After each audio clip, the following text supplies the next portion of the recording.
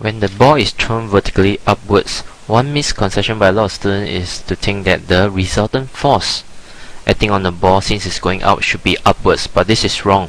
Throughout the whole motion, okay, as it goes up and then it comes down here, the only force that's acting on the ball once it leaves your hand will be the weight. That's all. W equals to mg here, and it's always acting downwards. Okay, it's precisely the weight that's acting downwards that cause it to slow down here, and then because of the resultant force acting downward, it causes it to accelerate in this direction. So in order to draw the velocity time graph, first of all we have to fix the direction. In this case, let's fix up as positive since the ball is going up initially.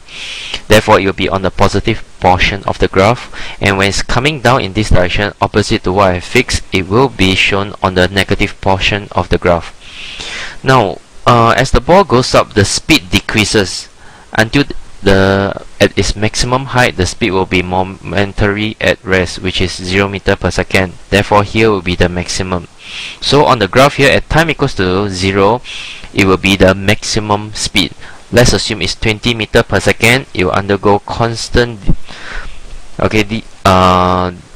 deceleration, which here will be minus 10 meter per second square. Or you can treat it as negative gradient, therefore it's minus 10 meter per second square.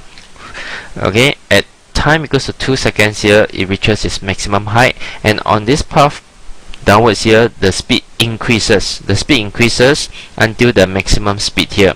Therefore, it will continue to be a negative gradient until it reaches its maximum speed. Just before it reaches your hand, let's say it's minus 20 meter per second, and then when it reaches your hand, it comes to a complete stop.